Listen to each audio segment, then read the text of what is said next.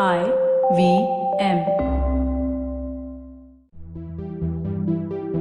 Hello everyone, welcome to Tech Careers in the New podcast series presented by Accenture. I'm your host Shiladitya Mukhopadhyay. In this podcast series, we'll get you the latest and greatest in the world of technology that's shaping the future of business as we know it. We're talking intelligent platforms, cloud, AI, blockchain, extended reality, and a whole lot more.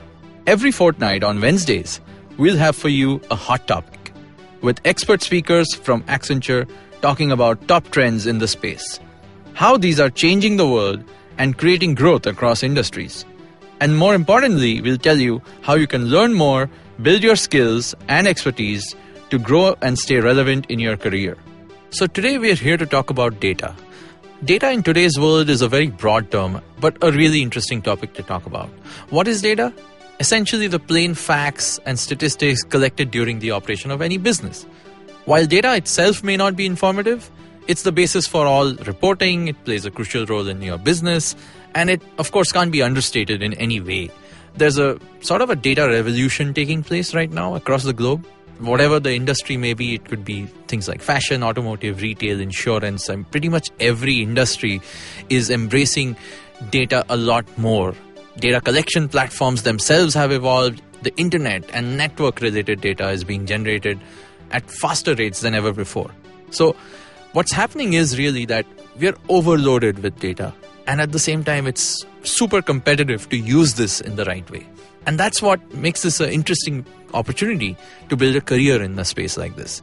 So here goes. To tell us more about this world of data, we have the experts from Accenture, Jayant Swami, Chief Data Architect of the Data Business Group, and Namrata Maheshwari, Senior Architect, AWS Data Practice Lead at Accenture.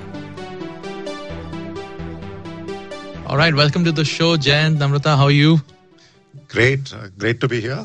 Thank you so much for making it. I mean, I think we're going to have a fun conversation today. There's a topic of data that we're going to talk about, which is, I think, apart from all the other various forms of way of saying it, I think data is the new oil, as they say, is the one moniker I'll choose. But if you could give us a little bit of background about yourselves before we jump into this conversation. Sure. Hi, I'm Jayant Swami. I am Accenture's Chief Data Architect. It's been an interesting journey into the space. Data, as you said, it's the new oil, and there are different monikers that are right now going on. But really, if you think about it, it is in some ways also the life of many companies, and that's really very important, right? We think of it as the bloods, in any system, and it goes through the entire system, carries the information, and that is then used to take actions at various parts. And that's what if you think of an enterprise. And today the enterprise is also getting much more broadly defined, where companies are accumulation of their data and the insights they get from it, not necessarily physical log.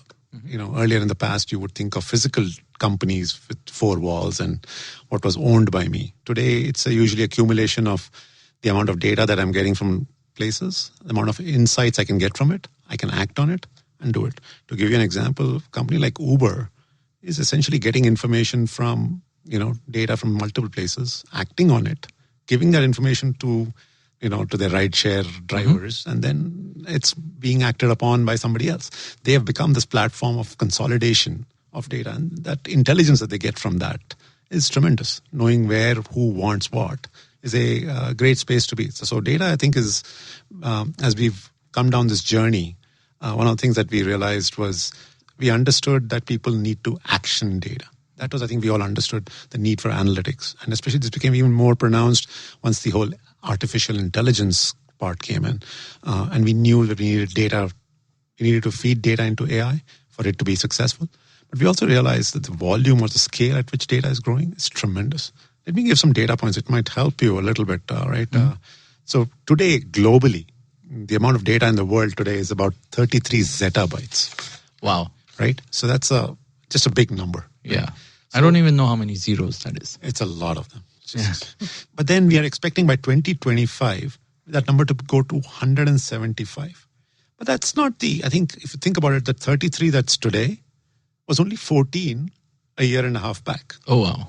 So you see that curve is becoming like a hockey stick. Yeah. So the challenge now is this data is fine, but I think we are growing. But how are we going to manage it, grow it, and then actually take action on it? As long as 20 years back, I had that Excel spreadsheet and I could, that was my dimension. That was all the data I had. It was very easy to understand. Today, it's a very different world. And I think that's where I think the challenge of data comes in and the opportunity. I think really more importantly, that's the opportunity as well. Wow. Namrata, if you could also just give us a little bit of your background and your take on this whole deluge of data that we're in. So I'm Namrata Maheshwari, and I've been throughout of my career been with Accenture. That's over 15 years now. And being a SOA, BPM or Java architect, I have moved on to the data space and been about 2 to 3 years. And I still think there is so much in this space to conquer. So I started my journey being upskilled and started with, I used to think data is just about RDBMS.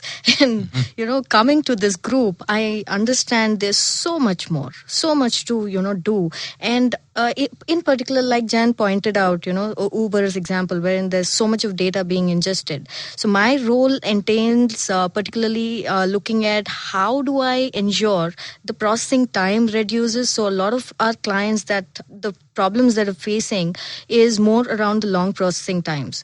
So that is where my focus is on moving data to cloud to reduce the processing time and bring it to a day or a two. And that's what I primarily focus on.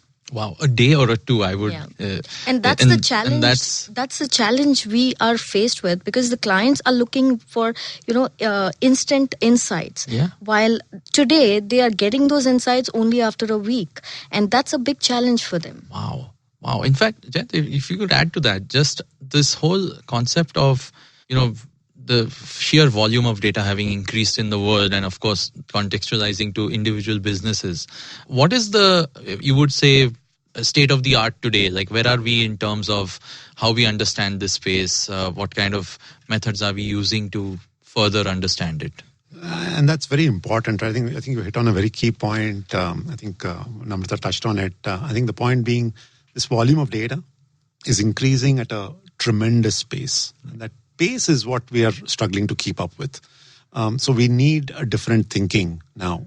20 years back when I was, 25 years back when I was starting my career, relatively it was a straightforward thing.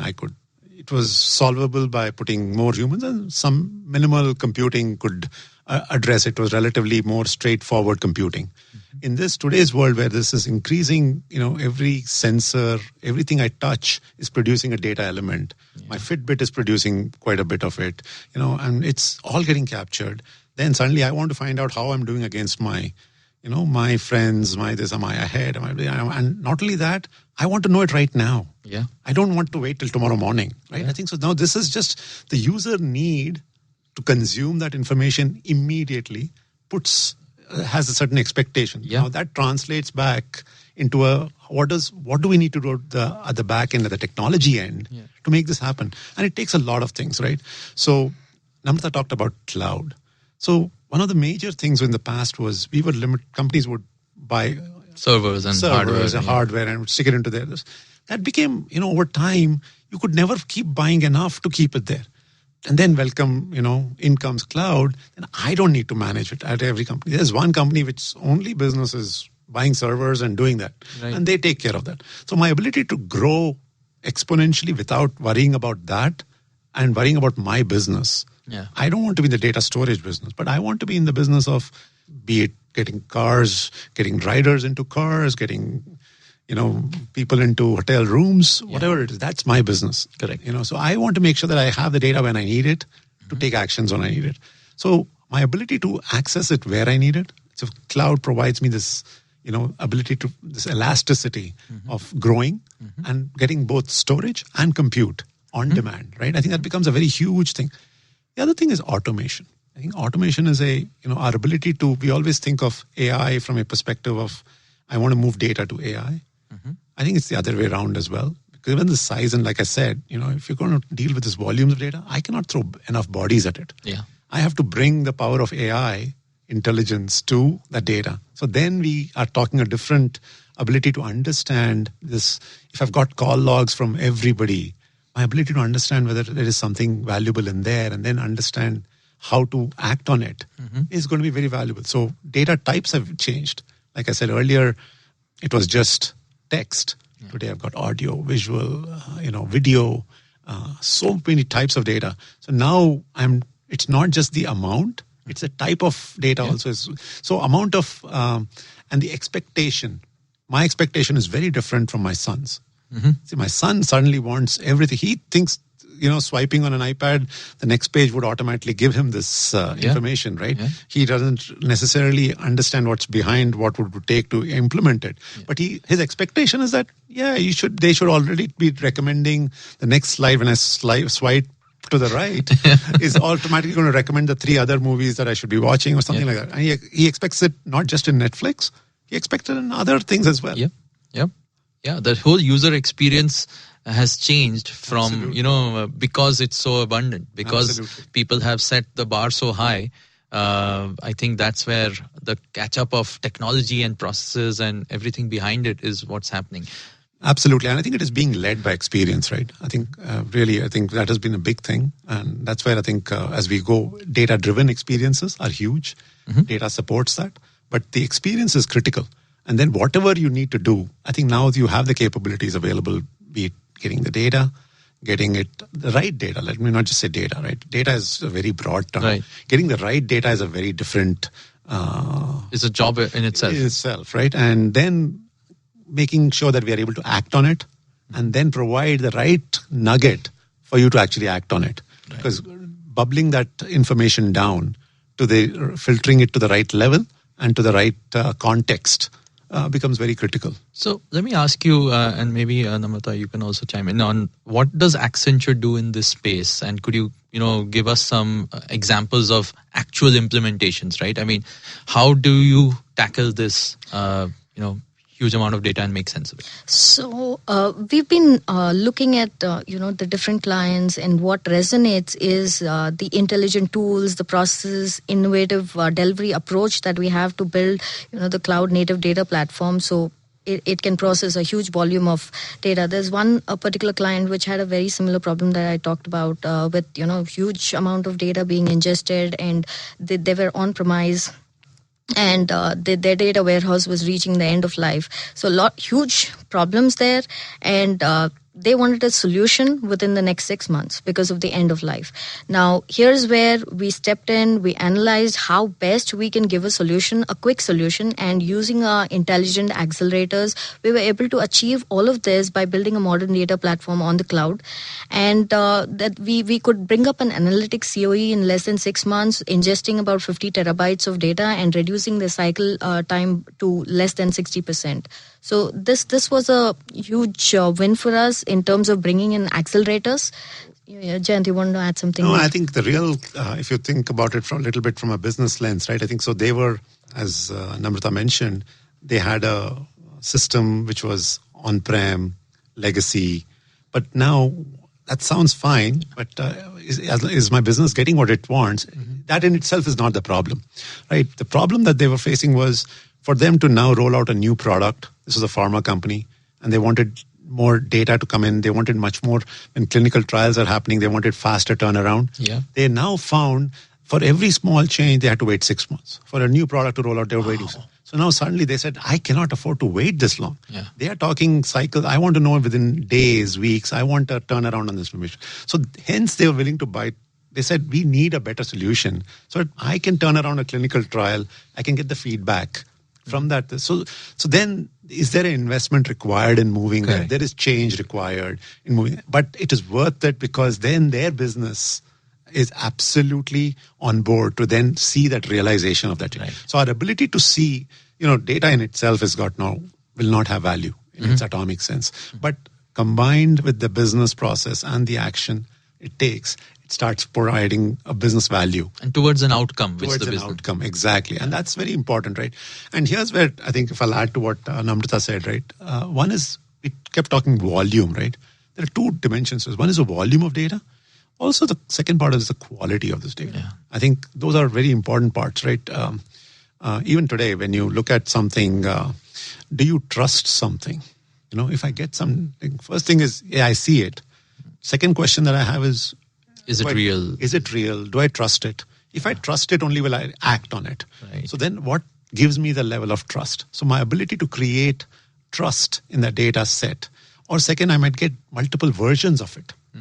Which version should I use? That's why this construct of right data comes in. Right? Which is the right data for my context? What should I use? And that becomes a very important, what we call the veracity. So unless I know the veracity of this data, I don't want to use it, or because I could be making some really poor decisions subsequently. And that's where we have seen a tremendous need for bringing this learning and the power of machines and machine learning to the entire data sets and learn about it. So to give you an example, right, for one of our clients, their client was at the latest cool thing is to have a chatbot. So they said, we want a chatbot too. So the president set up, So they got a chatbot in place. But 2 weeks into it, or rather first day into it, they actually shut it down because he asked for some information. It gave incorrect information. So then we had to turn it around, and we looked at it, and then we found there were multiple sources of it. The chatbot just picked up the first one and just gave him the information. Nobody sat down to look at as a chatbot, it worked perfectly fine. Right. But they need to go and rationalize the data underneath it to make sure that the right data is being fed to the chatbot. And that became an opportunity in itself. Right. So I think our ability to, discover this data, and then once we discover this large data set, is to catalog it, of course. And then you rationalize it to your context. It becomes very critical. And that's where I think the power of technology is tremendous right now. Right. So in terms of the more from a more real world perspective, right? You mentioned a company you're solving this, the way you store data and the ability to access it. Then there is making sense of it and rationalizing it. What's the future of this space? Like, obviously we know there's the volumes are growing exponentially, complexity is growing, formats are growing. Where do you see, maybe if you could elaborate, some challenges in terms of meeting customer expectations, and what are the current challenges in the domain overall? So I think there are a couple. I'll come at it from a couple of perspectives. I think one is from an enterprise perspective and from a technology companies and et cetera perspective, but also from an individual perspective, right? Especially as we move forward, I think data is taking on a bigger meaning in itself. So as individuals and persons, because there is our physical self and there is a digital self. Our digital self is represented by essentially data. And how much of what we want to share, privacy, I think our identity, digital identity, I think a lot of that will get defined.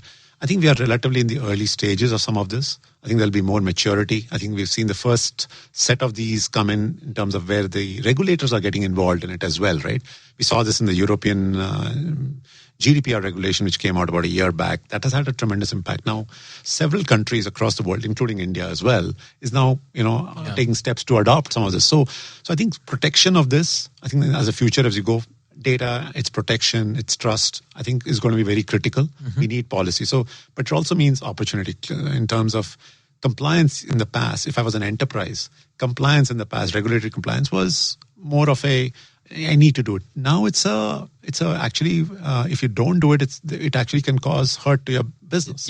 Right. It can really be a physical. Actually, there are fiscal penalties on it. Right. So the financial penalty, for instance, GDPR is up to 4% of your global revenues. It's huge. It's huge. It can be, and if you pick up news articles, there are quite a few of them who have been even in the last few weeks who've been penalized for this. So I think this is going to be a tremendous. I think area which we will have to focus. Businesses will have to. They cannot just leave it to the storage servers, right? So they have to own up to the fact that ignorance cannot be. They cannot feign ignorance anymore. That's what the regulations now said. You should be aware. Right. And what that leads us to is, for instance, a media company which we were working with, a Nordics-based media company. They're a conglomerate, right? They're across several hundred companies they've got, which they've grown by acquisitions. But when the GDPR came around, they had to go and mine all this data, figure it out. Now, if they were to do this manually, it would have been a tremendous challenge. But our ability to bring the power of technology and AI and machine learning to their business units, was they could now see a consolidated picture across their units, which was tremendous. So I think the future lies there. Are we completely there? No. And I think as we go forward, what we're going to see is two things. One is, as I said, one is this whole data as a personal thing. And second, as an enterprise, my ability to absorb this technology is going to be important. This absorption comes for that you need capability. Right. And capability, what we find is technology is happening, change is happening rapidly. Be it the cloud, be it AI, ML. This is not, very old. In the last 5 years, we've seen literally leaps and bounds of changes, right? So talent becomes our ability to, get the right talent at the right place to do this. Right. And expertise to build that becomes very, very critical. But over the next 10 years, I see this is the area of tremendous growth, right? It's going to be the area of opportunity where every company wants to make use of their data and information to take and then grow their business. But they want to be doing that. They have to enable their technologies. They have to be able to absorb these technologies. For that, they do need talent. Right. And that's where I think talent is going to be the next, be it right from for the business, for the CEOs to define the business strategy of how to absorb this technology, to defining it for their industry, be it oil and gas, be it retail, and right down to the technologists who build it, whether it's the infrastructure, where the servers, clouds, how to set it up, how to move my data there, how to manage it, to the salespeople, they all need to they'll have different perspectives on it, but we need engineers and architects who can now implement this as well. So this is going to be a full supply chain of, capability that we'll have to rotate people into. Right. In fact, that leads me to ask my next set of questions, which is exactly what are the careers sort of opening up in this space. And I'll tell you my point of view, like data traditionally, or when I say traditionally, I think just in the last few years itself also was a lot of the purview was for the scientific sort of person, right? There's folks who are data scientists, and they were always counterparts to their technology peers, assisting them with making sense of data and so on. And these were very academic folks, right? I mean, data scientists are, I think, still in short supply. I think everyone wants one. But given what you just said, that there's so much to do in this entire supply chain of managing data, what are some practical career options today and coming up in the future which you can talk about? So what I foresee is architects and data engineers who have skills across the different cloud platforms. That's something which is going to grow because a lot of customers are looking at multi-cloud options. So if you know an AWS, you know Azure, you know Google, I think that's going to be a really good skill to have. And when I think of data engineers, the programmers are definitely going to be required. When I think about a cloud agnostic solution, the data pipeline itself built on different cloud platforms, if I want to lift a data pipeline from one cloud platform and move it to another, I would definitely think of programmers with Python skills or Java, and they would still exist. So these are the skills which definitely would continue to grow.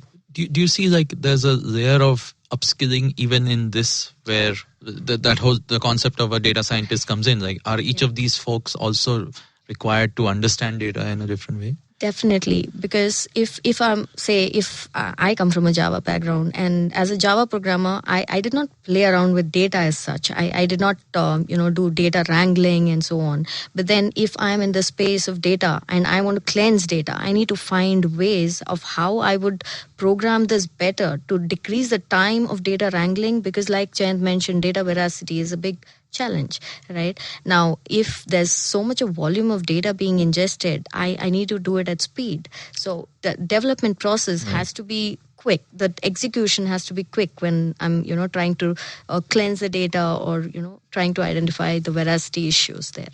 So if you want to add to that, right? So I think in the past, there were specialist roles for data scientists. I think we are seeing now more nuances to it. For instance, in her role, she's had to pick up machine learning and this as well, because it's no longer just the data scientist who will do machine learning. Yeah. Right. So she has had to pick up, as from an engineering perspective, to do machine learning in this. Now, the data scientist has become more industry focused. So if I was to say, so on one side, how to apply that to the statistical nuances around, say, an optimization for a recommendation engine. So the data scientist is starting to become more nuanced, right, in that industry context as well. So I think the industry and context is becoming very relevant in that. Mm-hmm. But then there's a bigger space around it. I think the technology and this will be the large chunk of it, because it's just the amount of work required in this will be more. So definitely the engineering and the scientist and data scientist end will be the larger piece of it. But also there'll be the application of it, right? How do you consume this? Mm-hmm. So that's the whole advisory strategy piece, which is going to be needed. So the traditional MBAs of our list, how do they consume this data and then translate it into action, right? I think that's going to be also as important. So my ability to have this vision, lay it out, implement it, and then then whatever is coming out of these kind of newer systems, my ability to action it, these insights which are coming out, action those, and then implement. That's where the business will start seeing the value. So I think it's the entire, what we used to see, be it right from engineering to business to strategy.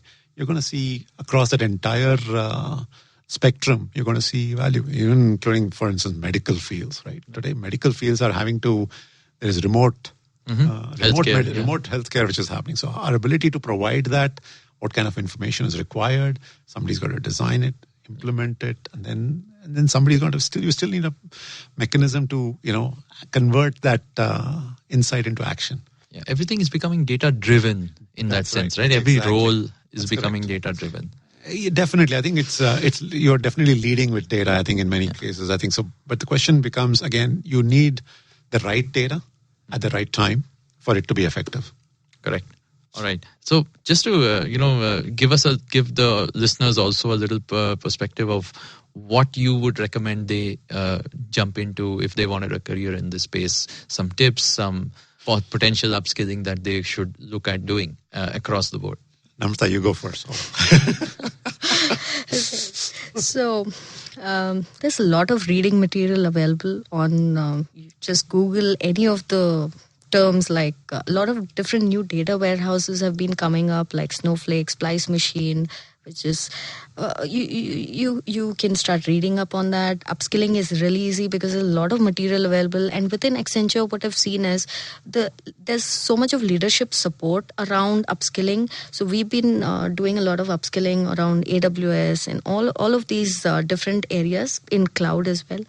So that's one what I see, and apart from that, I guess it's you need to be passionate about technology to be able to upskill, because you need to be more open. I understand it's going to be a bit difficult at the beginning when you want to move from some, you're used to a specific technology, but when you want to move to a new zone, there's always this kind of fear, will I be successful or will I fail? But then I think it takes a bit of time to learn, and there's a lot of material available, so it's not that difficult there. Yeah, I think you just have to be open to change, I think. So, when I started my career, initially I changed. I had to kind of upgrade myself once in 4 or 5 years. Mm-hmm. I started as a C++ programmer back in my day, and then Java and all those things, I think. But then I think in the last 10 years, that pace has become, so it became then every 2 to 3 years. Mm-hmm. Now I think it's much more. So I think, but it also means that I think our ability to, just because there's something new and flashy every 6 months, doesn't mean we have to be aware of it, but also we need to be careful about how we absorb it. Make sure that we're building depth in certain areas while being aware of certain things. I think building depth also in certain areas is very critical. Mm-hmm. Pick your area of this, like there's so many areas in this entire data value chain, right? So pick your area of this and go deep. I think become an expert in that area, right? So if you're going to pick, say, Python, become an expert at Python. Right. If you're becoming, in terms of this, you're going to pick up, say, either some visualization tools and techniques, pick that and go deep into it, right? Or you're picking machine learning, just algorithms you're picking up, go deep into it, right? Then you're getting into a area of integration becomes a huge. Data integration is a topic by itself. So I think you'll find a tremendous area. Similarly, on the business side as well, our ability to interact with these things is also as important. Of course. My ability to understand, say, the procurement cycles and map it back into the underlying data sets. I think so. It's a tremendous space, but our ability to know it is what will differentiate us. Superb. Thank you so much, Jen. Namrata, this was an amazing discussion. I think we have tried to make sense of this world of data in these few minutes together. Thank you so much for this. Oh, thank you. This Thank is great. you. Go data. Thank you so much, Jayant and Namrata. That was a very interesting conversation. I think the real-world examples and information about data that you both shared, of course, were really insightful. We covered a lot today, and starting with getting the right data, Accenture's role in this space, and of course challenges faced in using of intelligent tools, data warehousing, what's next in the field of data, all the way till, of course, the career opportunities here that we have. So thank you so much. It was really interesting, and I hope everyone listening obviously also had a great time. And I'm hoping that along with this, a lot of people are inspired to take up a job in the space of data in their professional careers. To everyone else listening in, if you're excited about what we discussed here today, and if you're interested in exploring careers with Accenture, check out the open positions at careers.accenture.com. Next episode, we're talking quality engineering. Until then, I'm your host Shiladitya on Tech Careers in the New, the podcast series presented by Accenture. Hello, everybody. We have a brand new daily podcast we're working on with Bloomberg Quint. All you need to know provides the top news on business, markets, and the economy so that you can stay ahead of the curve. Tune in every morning on BloombergQuint.com, the IVM podcast app, or wherever you get your podcasts from.